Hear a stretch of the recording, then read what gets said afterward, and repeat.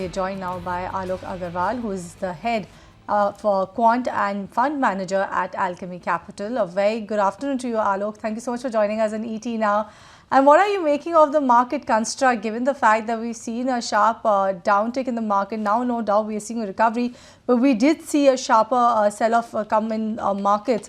Do you think now India is poised to be a value buy, given the fact that we've seen that correction that was warranted? Yeah, hi, good afternoon. Yes, we saw quite a bit of correction in the last 2 months, while the headline indices fell around 10-11% from the peak. Broader market sell-off at an individual stock level was quite severe. More than half of Nifty 500 stocks fell more than 25% from the peak. We had all the reasons as well. We saw FI selling at around $15 billion in the last 2 months on the back of slowing corporate earnings growth, slight signs of even the economy slowing down with the GST collection slow, the bank credit at a slower rates. So there were reasons, there was higher valuation, there was selling, and we saw a correction. But now the risk reward stands quite favorable. It's quite interesting to note. In fact, you also mentioned that is India a value buy. Definitely, India is much more expensive than the world. But currently, India's premium to the world stands at around 13% on a 1 year forward PE basis. And this is the lowest number we have seen in the last 4 years.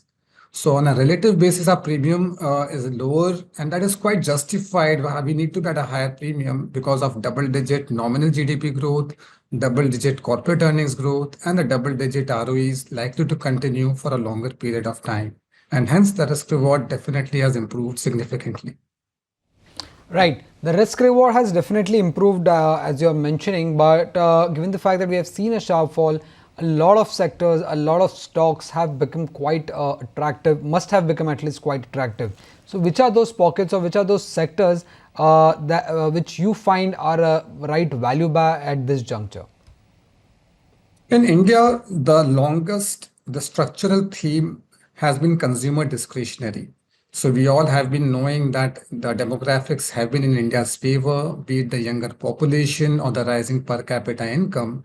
And we are seeing pockets of such things, successes and growth in consumer discretionary segment. So that segment is a very, very wide segment, right from the autos to the retail to various food items. Everything comes under that. But that's the segment that's on a naturally growing structural growth basis.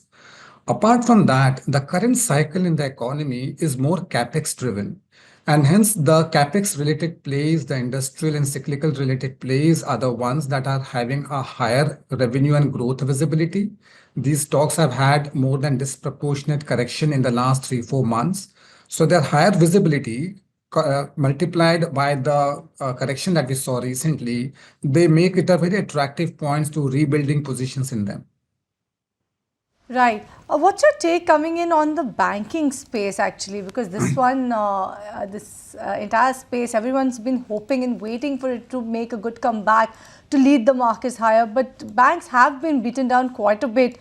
What's your take? When will they revive? And do you think it's about time that they retake that sort of a crown of being the sector leaders? So let me put banking or lenders and classify them into two parts. Let's first look at the top private banks or the leaders out there. So if we look at the banking credit growth, right now that stands, the last number was around 12% growth, which is the lowest in about 2.5 years.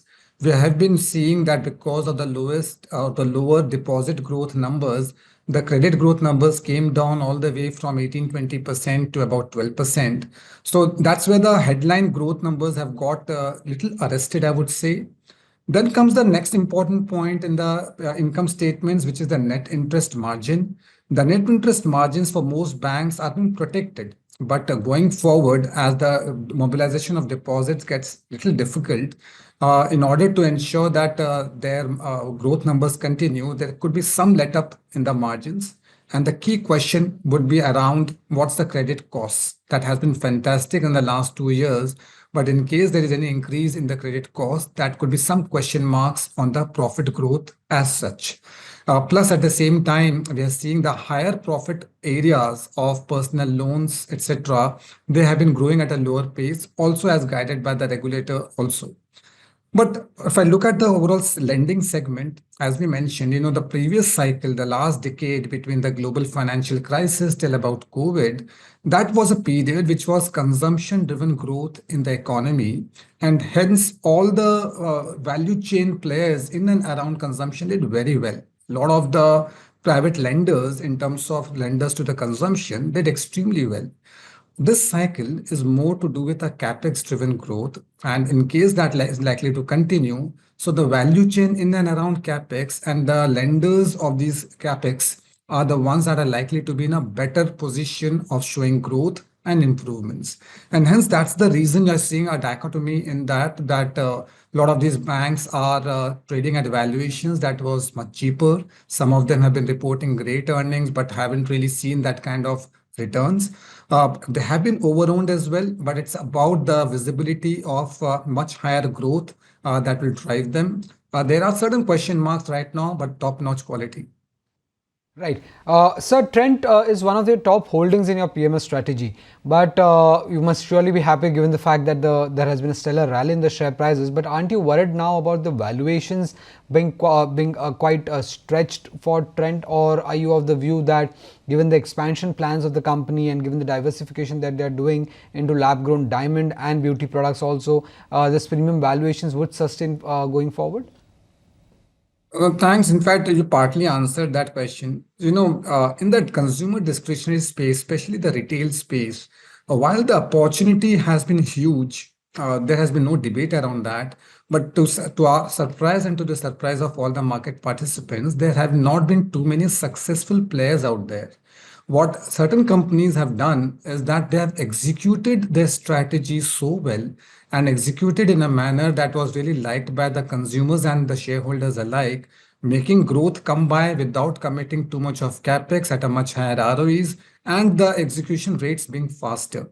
And once you achieve that success in particular line of business, say clothing, etc., and you want to replicate it in some other areas like lab-grown diamonds or some other grocery segments as well, then the whole area of growth opens up. The key point is that is there a growth in the overall segment or the huge opportunity size? The answer is yes.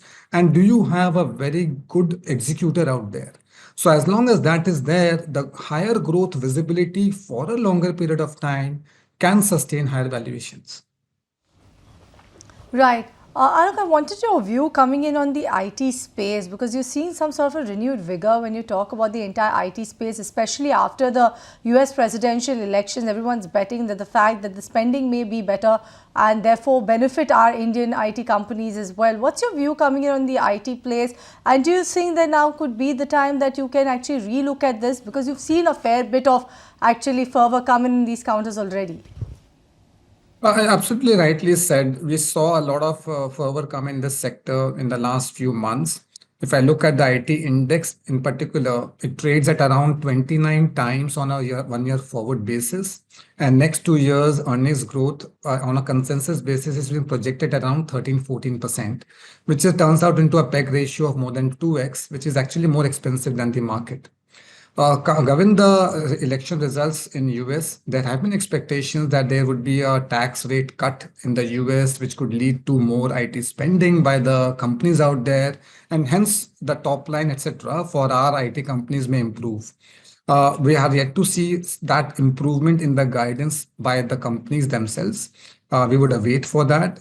Some of these companies are great quality companies, but had been lagging only because of lack of growth. But if we come down from the top companies, the larger names, towards the larger mid-cap names, some of those companies, especially in the ER&D space, etc., they are the ones that are actually having a higher visibility of growth. So that's why we divide the sector into two parts. Those which are having difficulty in growing at a faster pace, that's where we are underweight.